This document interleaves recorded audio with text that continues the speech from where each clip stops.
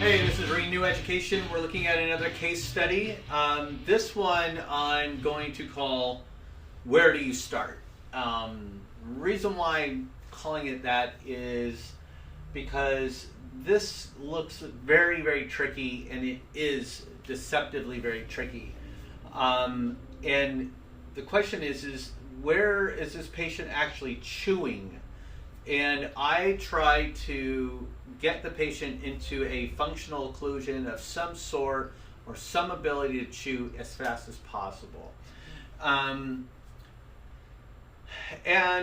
right now she's probably chewing the most right here because at least you have premolar occlusion. So do you start on the left side or do you start on the right side first? Do you start on the upper or do you start on the lower? I don't like doing surgeries where I just do everything at once. I like to pick a side or a quadrant or an arch, one of those three first. And so it doesn't quite matter as much as you think. It has a little bit to do with the general care that has to go into this. So if this patient has, let's say, some decay around here, I would say then you better take care of the decay. So from a surgical level of doing implants and prosthetics and things, I would say maybe that takes the back seat to the looking at the actual case to see which crowns or which things need to be repaired with what. Another element here is a 50-50 rule that I have that we talk about, where if you're losing 50% of your teeth or more, then you better look at a full arch solution. So you're not there yet on either arch, granted that the general care, the cutting off the crown, finding that you can keep those teeth and restore those teeth appropriately comes into place, except that I really don't like this thing. This is a tough one to deal with, and when that goes down, what do you do? Do you put an implant in and try to make it work that way? Probably. Do you make a larger bridge out of it? Probably. There's a little bit of decay here, there's a little bit of decay there. So other than that, she would, if she lost this tooth, let's say these two, and did a 6-unit bridge across these teeth here, that's possible for sure. Could last her a good amount of time without going down a lengthy surgical route, but that doesn't bring back her occlusion right away. She kind of has that already. So looking at it from a general dentistry point of view, you want to assess how far or what kind of general dentistry that needs to happen first. So that's probably the starting point for most cases, but in particular this case, because that will dictate kind of your surgical plan as well. So assess that first, then you look into the surgical plan about that. So let's talk a little bit about the treatment assessment. The treatment assessment on this case, I have a red on bone density, and it's mostly on the upper right side and the lower right side than the left side for some reason. So there's a little bit of an orange on maybe the left side, but a red on the right side. The ridge height on the lower, we're only going to be talking about the upper on this video, but the ridge height is a red.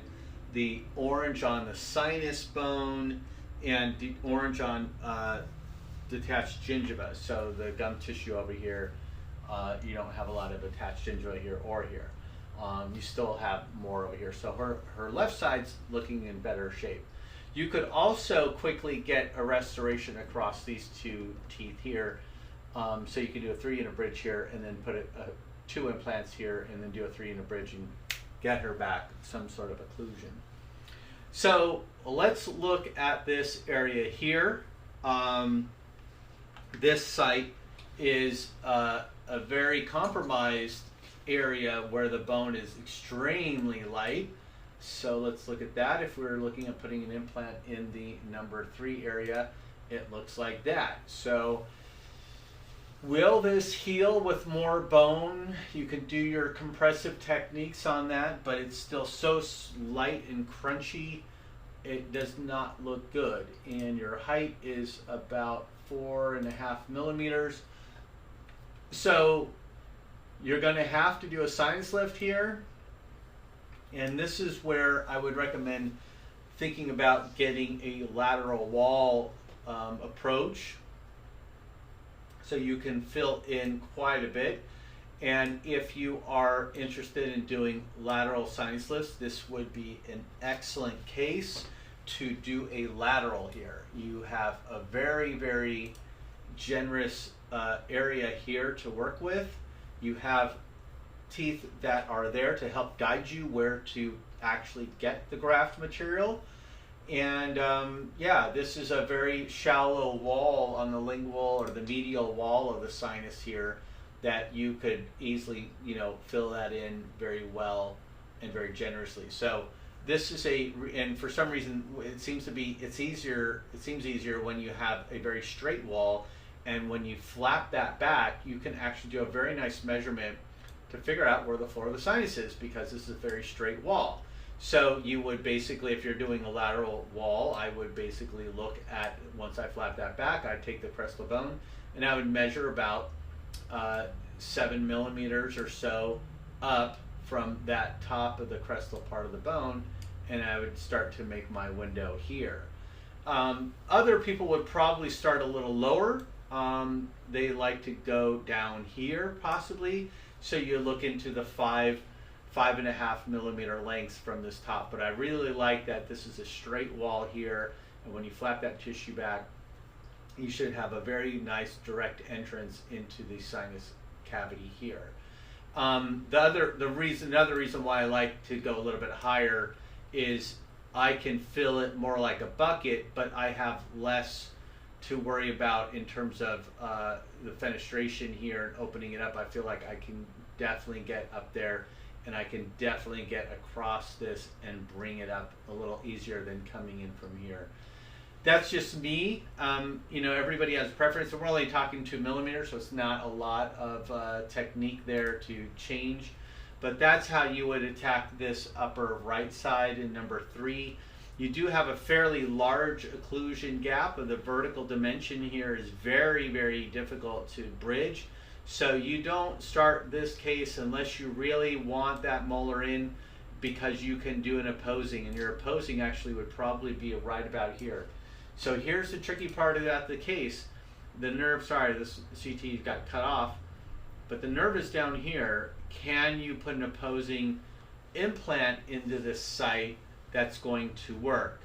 Well, if you measure it here, you've got 10 millimeters here. If you measure it here to here, you've got enough for a 5. So you can probably do a 5 by 10 into this site here, and then I would recommend splinting across to the premolars, so we make this top heavy prosthetic stronger. You want to ligate it together there. So that's how you're looking at the right side here.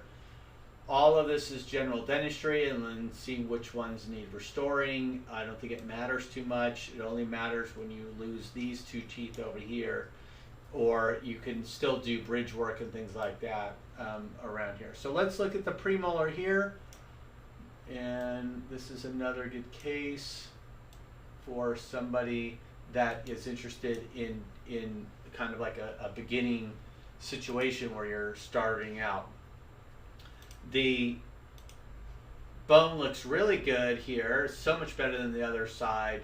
You have a good amount of bone, and my favorite for a premolar, of course, is this 4.2 by 10 size or 4.2 by 11.5 size. And let's take a look at that. If you put that one in there, I think you've got a very generous amount of bone before you hit the sinus area. So with your drills and a 10 millimeter implant, that's perfect. You'll probably just hit the bottom of that sinus floor. It won't matter too much, but you'll be able to get that implant in very nicely. And then you're going to go backward. Let me move that over a little bit more mesial. Now, when you go into the molar site, this is where the bone density goes bad again, but you have more bone to work with. I do know an oral surgeon that will go into here and compress some of graft bone into the area to kind of get a better density of the bone for the implant while they do a crestal approach sinus lift. So that's another way to kind of handle this and try to get more bone density in there. He feels it works well. I don't have the tools for it, but yeah, you could do that. That's really a great technique. And then you got the premolar site here. So this is a very good case, I would say, for the intermediate, I guess, person that wants to kind of start challenging themselves a little bit more with cases, do more of their own surgeries. This is a very good spot to do that with. You can do a lot of compressive techniques here.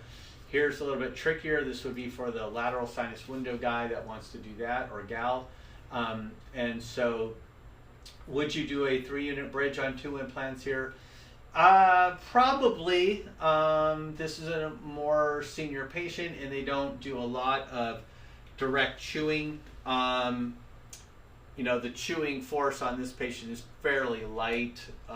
They don't have a strong chewing capacity on this site. So that's this case here. It's a pretty straightforward case, nothing too crazy. So check us out. I'm going to talk about the lower in just a second, and check us out on, of course, Facebook and YouTube channel, and we'll see you then. Thanks.